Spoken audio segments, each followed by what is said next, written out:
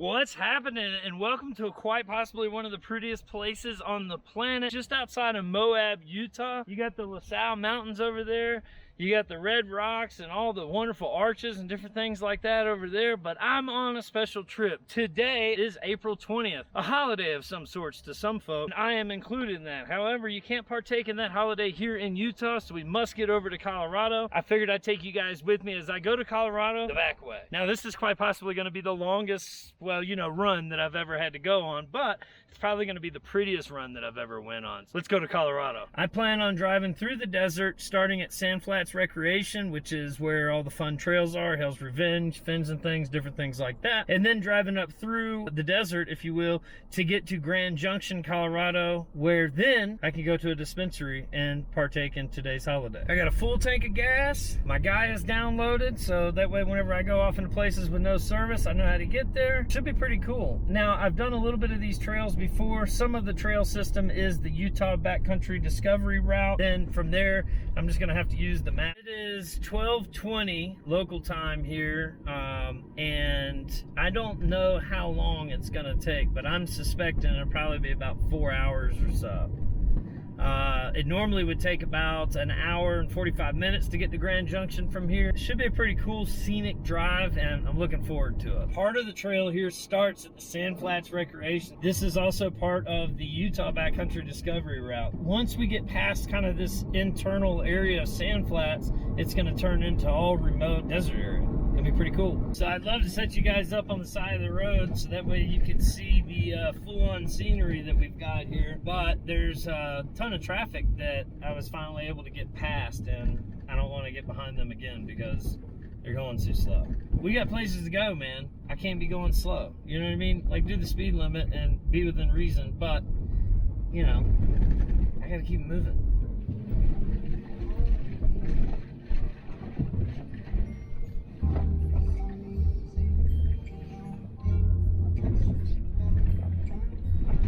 Well, that was the first obstacle, so to speak.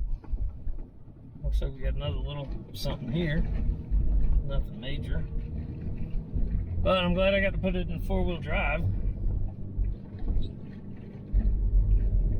Now, before anybody goes getting excited about the massive amount of action tracks that I have up on top of Apple here, understand that I am in Moab because there's 3 different off-road events: Easter Jeep Safari, Cruise Moab, as well as the Bronco Roundup. I'm here at all 3 events to make sure that people are set up with the proper recovery boards. If you've never heard of action tracks, make sure that you go check them out. They're 100% made in America and stronger than anything else out on the market. Now back to your regularly scheduled programming.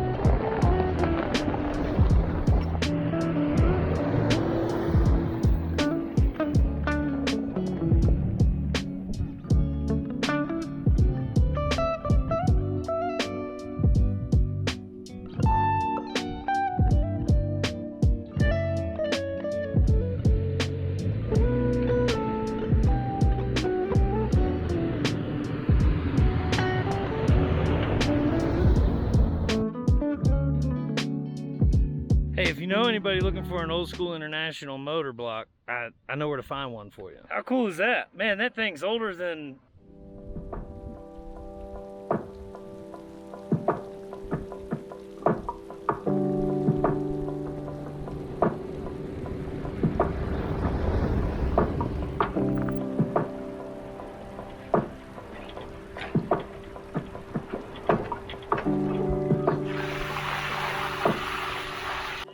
It is 2:03, it's almost 2 hours of a drive. The paved way, I'd be there by now, but we're taking the long scenic route for sure. So there's still snow up here at 8,500 feet.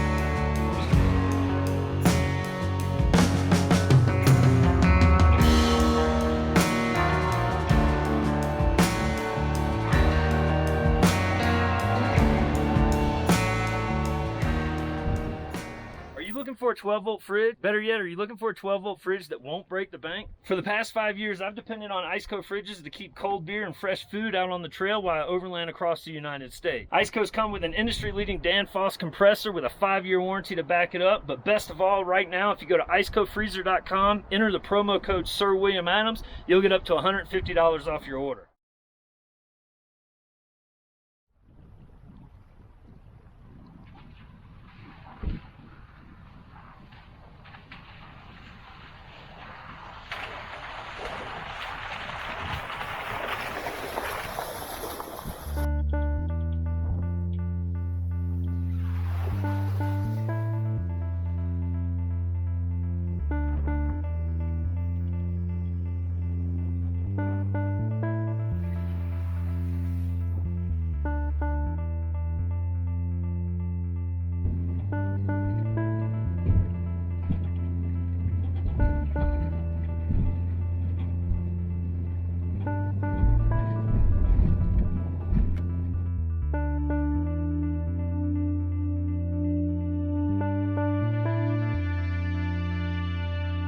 Alright, so we're back on pavement a little bit here. Take this on out till we get to, I think, 70. We gotta hop on 70 for a minute and then hop on some trails that I know that come out near Florida. I just passed a sign that said that Grand Junction is 76 miles, and that is the short way. It is 5 o'clock. It is almost taken 5 hours, and I'm still 76 miles away from Grand Junction, Colorado. So it's not going real fast. I might have underestimated the time, but I'm hoping to make it there before dark. I won't travel on these trails while it's dark, so if need be, then I'll just have to pull over and camp. But it is what it is. If I can't celebrate till tomorrow, then so be it. The scenery has been absolutely epic, going through the red canyons, and just it's been epic. As you guys can see now, I'm still dealing with beautiful scenery. Really couldn't ask for much more. So yeah, I'm just kind of taking my time and enjoying the show that nature's providing, you know. That's the current situation. So I just got off of the little interstate stint, and now I'm headed back down into the desert, or backcountry, or whatever you want to call it. I'm a little bit concerned though, because it's 5:30, so it's already taken 5.5 hours. Also, I'm at a half a tank of gas, so I know that this next portion, I know that it's a pretty long deal, and that is just going to pop me out in an area of Colorado called Rabbit Valley, which is still a good ways away, probably 15, 20 miles away from Grand Junction. I've got 159 miles till I run out of gas, based off of what the truck says, but that's assuming, you know, good gas mileage. And we all know that in four-wheel drive, once I get out here and get into four-wheel drive, we won't have good gas mileage. So, I'm hoping for the best. We'll see. Here we are, back on the trail. It's definitely not 150 miles to Grand Junction, but it is, I don't know how many miles it is back through this backcountry back here. I did this same route last year whenever we were staying out in this area, and it took me quite some time, I remember. So I don't remember how much gas I had though, and I don't remember, you know, stressing out about it or not, but yeah, hopefully we're all good.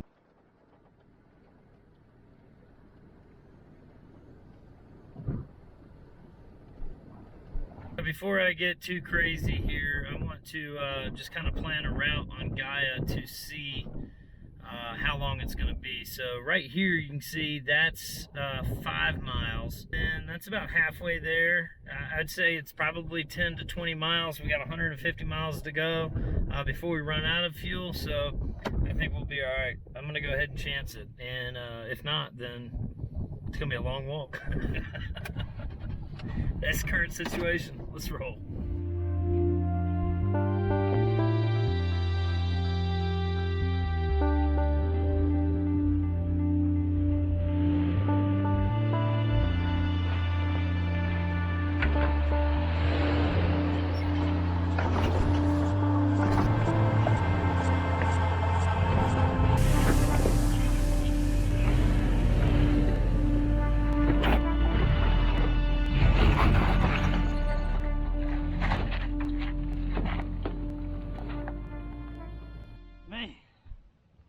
I wish I'd have put y'all up here, because now I got to come down there in my Jesus sandals.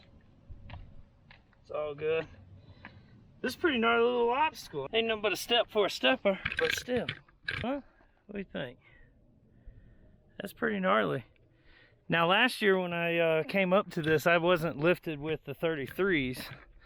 So I went on the bypass. The bypass is nothing to scoff about. There's a tricky little spot. You either go down there or you hook up on that. And well, if you don't have sliders, which I didn't last year, then you risk, you know, taking out a quarter panel. But if you don't want to risk taking out a quarter panel, then you can risk, you know, rolling down there. However, this year I got sliders, I got a 3-inch lift and 33s. It's a total different trail, man. And that tire ain't looking good. Must have been just the way it's sitting.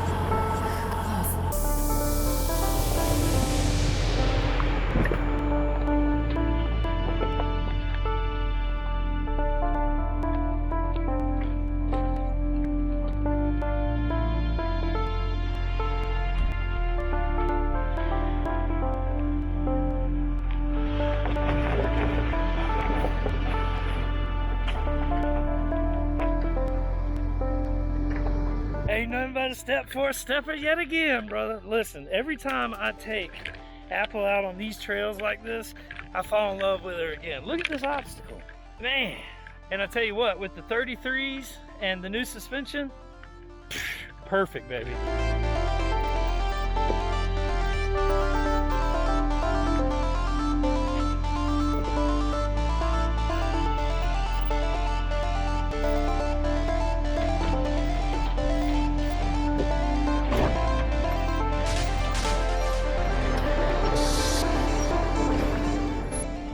Getting towards the end. Getting towards the end, my friend. And still at half a tank of gas. So that's good. That means we didn't use as much gas as I was thinking that we were going to. So that's awesome. That's a whole lot shorter than what I thought it was. I guess last time I don't know. I don't know what the deal was. I don't know why it took so long last time, but I think I went and explored some of the offshoots of this trail last time, and maybe that's why I was thinking it was going to take a lot longer than it did. But at any rate, I am almost to the interstate, and then I think I got another like 45 minutes to go, and it is 7 o'clock. So hopefully the special spot doesn't close before I can get there. On the time crunch, man, and I still got to stop and put air in the tires too. All right, I made it to the interstate. Now I got to put air in the tires, and then I'll hop on the interstate, go about 45 minutes down the road, and then we'll be there. So I was running 18 PSI, so I'm gonna let them pump up for about 2 minutes each, and that should be good. Yeah.